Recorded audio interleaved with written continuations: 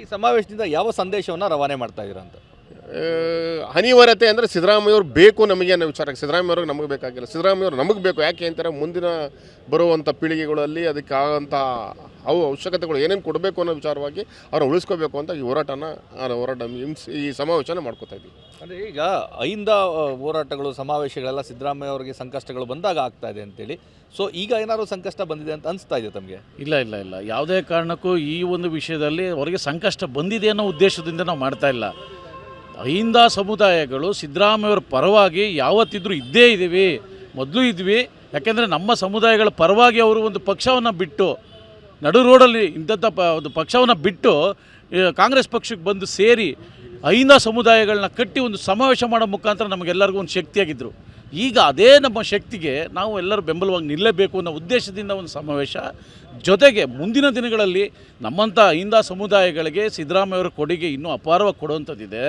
ಈಗ ಜನಗಣತಿ ಮಾಡ್ತಾ ಇದ್ದಾರೆ, ಮುಗಿದಿದೆ. ಅದನ್ನು ಹೊರಗಡೆ ತರಬೇಕು. ಅದರಿಂದ ನಮಗೆ ಸಾಮಾಜಿಕ ನ್ಯಾಯ ಸಿಗಬೇಕು ಎಲ್ಲ ಸಮುದಾಯಗಳಿಗೆ. ಯಾಕೆಂತಂದರೆ ಸಿದ್ದರಾಮಯ್ಯವ್ರು ಬಿಟ್ಟರೆ ಇನ್ನು ಯಾರೂ ಮಾಡ್ತಾರೆ ಅನ್ನೋ ಒಂದು ನಂಬಿಕೆ ನಮ್ಮಲ್ಲಿಲ್ಲ. ಯಾಕೆಂದರೆ ನಾನು ಅಹಿಂದ ಪರ ಇದ್ದೀನಿ ಅಂತ ಹೇಳೋರು ಸಿದ್ದರಾಮಯ್ಯವ್ರು ಒಬ್ಬರೇ ಇಡೀ ದೇಶದಲ್ಲಿ. ಆ ಕಾರಣಕ್ಕೆ ನಾವು ಸಿದ್ದರಾಮಯ್ಯವ್ರಿಗೊಂದು ಬೆಂಬಲವನ್ನು ಸೂಚಿಸೋ ಮುಖಾಂತರ ಈ ಒಂದು ಸಮಾವೇಶನ ಮಾಡಿ ನಮ್ಮ ಸಮುದಾಯಗಳಿಗೆ ಅವರ ಅನಿವಾರ್ಯತೆ ಏನು, ಅವರ ನಡೆದು ಬಂದ ದಾರಿ, ಅವ್ರು ಕೊಟ್ಟಿರ್ತಕ್ಕಂಥ ಕೊಡುಗೆಗಳೇನು, ಅವ್ರು ಮಾಡಿರೋ ತ್ಯಾಗಗಳೇನು, ಅದನ್ನೆಲ್ಲ ನಾವು ಪರಿಚಯಿಸುವ ಮುಖಾಂತರ ಈ ಒಂದು ಸಮಾವೇಶನ ಹಮ್ಮಿಕೊಂಡಿದ್ದೇವೆ. ಒಂದು ವೇಳೆ ಹೈಕಮಾಂಡ್ ಈಗ ಆಲ್ರೆಡಿ ಪವರ್ ಶೇರಿಂಗ್ ಬಗ್ಗೆ ಚರ್ಚೆ ಆಗ್ತಾ ಇದೆ, ಹೈಕಮಾಂಡ್ ಅಂಗಳದಲ್ಲಿ ಚೆಂಡು ಇದೆ, ಸಿದ್ದರಾಮಯ್ಯ ಅವರೇ ಅದನ್ನು ಹೇಳಿದರೆ, ಹೈಕಮಾಂಡ್ ಒಂದು ವ್ಯತಿರಿಕ್ತವಾದಂಥ ನಿರ್ಧಾರವನ್ನು ತೆಗೆದುಕೊಂಡ್ರೆ, CM ಬದಲಾವಣೆಯ ಒಂದು ನಿರ್ಧಾರ ಮಾಡಿದರೆ ಅಹಿಂದದ ನಿಲುವೇನಿರ್ತದೆ? ನೋಡಿ, ಇವಾಗ ಅಹಿಂದ ಸಮುದಾಯಗಳು ಸಿದ್ದರಾಮಯ್ಯವ್ರ ಪರ ಇದೆ, 100% ಇದೆ. ಈಗ ಸಿದ್ದರಾಮಯ್ಯವ್ರನ್ನೇನಾದರೂ ಹೈಕಮಾಂಡ್ ಏನಾದರೂ ಕೆಳಗಿಳಿಸುವಂಥ ಪ್ರಯತ್ನ ಮಾಡಿದರೆ ಸಹ ಕರ್ನಾಟಕ ರಾಜ್ಯದಲ್ಲಿ ಓಟಿನ ಬ್ಯಾಂಕ್ ಅಲ್ಲೋಲ ಕಲ್ಲೋಲ ಛಿದ್ರ ಆಗ್ತದೆ. ಮುಂದಿನ ಬರತಕ್ಕಂಥ ವಿಧಾನಸಭಾ ಚುನಾವಣೆ ಇರ್ಬೋದು, ಇತರೆ ಸ್ಥಳೀಯ ಸಂಸ್ಥೆಗಳ ಚುನಾವಣೆಗಳಿರ್ಬೋದು, ಆ ಚುನಾವಣೆಗಳಲ್ಲಿ ಅಹಿಂದ ಸಮುದಾಯಗಳ ಪ್ರಭಾವ ಏನು ಅನ್ನೋದನ್ನು ತೋರಿಸ್ತಾರೆ. ಆ ಕಾರಣಕ್ಕೆ ನಾವು ಹೇಳ್ತಾ ಇರೋದು, ಇವಾಗ ಹೈಕಮಾಂಡಿಗೆ ನಾವು ಮನವಿ ಮಾಡಿಕೊಡ್ತಾರೆ ಮುಖಾಂತರ ಏನಪ್ಪ ಅಂತಂದರೆ, ಈ ಸಮಾವೇಶ ಮುಖಾಂತರ ಅವರ ಒಂದು ಕೊಡುಗೆ, ಅವರು ಇದ್ದರೆ ಪಕ್ಷದಲ್ಲಿ ಹೇಗಿರುತ್ತೆ, ಮುಂದಿನ ದಿನಗಳಲ್ಲಿ ಚುನಾವಣೆಗಳಲ್ಲಿ ಯಾವ ರೀತಿ ನಮ್ಮ ಅಹಿಂದ ಸಮುದಾಯಗಳ ಒಟ್ಟಿಗಿರುತ್ತೆ ಅನ್ನೋದು ಒಂದು ತೋರಿಸುವ ಒಂದು ಶಕ್ತಿ ಪ್ರದರ್ಶನ. ಇದರಲ್ಲಿ ರಾಜಕಾರಣ ಇಲ್ಲ, ಬಟ್ ಸಿದ್ದರಾಮಯ್ಯವರು ಬೆಂಬಲಿಸಿ ಮಾಡ್ತಿರ್ತಕ್ಕಂಥ ಈ ಒಂದು ಸಮಾವೇಶ ಅಷ್ಟೇ.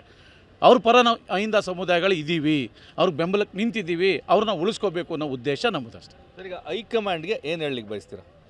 ಹೈಕಮಾಂಡ್ಗೆ ನಾವು ಮನವಿ ಮಾಡೋದು ಏನಂತಂದರೆ ಇಷ್ಟೇ, ಇವತ್ತು ಏನು ಈ ಗೊಂದಲ ಆಗಿದೆ, ಈ ಗೊಂದಲಕ್ಕೆ ಹೈಕಮಾಂಡೇ ತೆರೆ ಎಳಿಬೇಕು. ಯಾಕೆಂದರೆ ಇಲ್ಲಿ ಇರೋ ರಾಜ್ಯದ ನಾಯಕರುಗಳು ಸುಮ್ಮನೆ ಗೊಂದಲವನ್ನು ಸೃಷ್ಟಿ ಮಾಡ್ತಾ ಇದ್ದಾರೆ, ಅದು ಪಕ್ಷಕ್ಕೆ ಡ್ಯಾಮೇಜ್ ಆಗುವಂಥ ಸಂಭವವಾಗಿದೆ.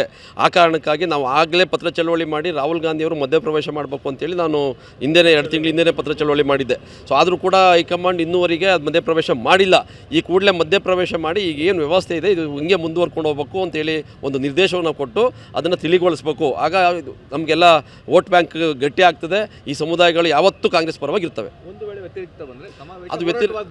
ವ್ಯತಿರಿಕ್ತ ಬಂದರೆ ಅದು ಏನಾಗ್ತದೆ, ಆಟೋಮೆಟಿಕ್ಕಾಗಿ ಈ ಸಮುದಾಯಗಳು ಡಿಸ್ಟರ್ಬ್ ಆಗ್ತವೆ, ಹೋರಾಟ ಪ್ರಾರಂಭ ಆಗ್ತದೆ. ಅದರಲ್ಲೇನು 2 ಮಾತೇ ಇಲ್ಲ.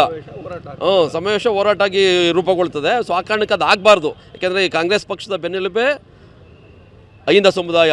ಆಮೇಲೆ ಕಾಂಗ್ರೆಸ್ ಪಕ್ಷದ ಮೇಲೆ ನಮಗೆ ಭಾಳ ನಂಬಿಕೆ ಮತ್ತು ವಿಶ್ವಾಸ ಇದೆ. ಆ ನಂಬಿಕೆನ ಉಳಿಸ್ಕೊಳ್ತದೆ ಕಾಂಗ್ರೆಸ್ ಪಕ್ಷ ಅಂತ ವಿಶ್ವಾಸ ಇದೆ ನಮಗೆ. ಇದು ಸಮಾವೇಶದ ರೂಪುರೇಷೆಯನ್ನು ಸಿದ್ಧಗೊಳಿಸ್ತಾ ಇರುವಂಥವರ ಮಾತು. ಸಮಾವೇಶಕ್ಕೆ ನಾವು ಸಿದ್ಧತೆಯನ್ನು ಮಾಡಿದ್ದೇವೆ, ಒಂದು ವೇಳೆ ಹೈಕಮಾಂಡ್ ವ್ಯತಿರಿಕ್ತ ತೀರ್ಮಾನಗಳನ್ನ ಕೈಗೊಂಡ್ರೆ ಆ ಒಂದು ಸಮಾವೇಶವೇ ಹೋರಾಟವಾಗಿ ಬದಲಾಗ್ತದೆ ಒಂದು ಎಚ್ಚರಿಕೆಯನ್ನು, ಸ್ಪಷ್ಟ ಸಂದೇಶವನ್ನು ರವಾನೆ ಮಾಡಿದ್ದಾರೆ. ಕ್ಯಾಮ್ರಾ ಪರ್ಸನ್ ರಘು ಜೊತೆ ರಾಮ್, TV9 ಮೈಸೂರು.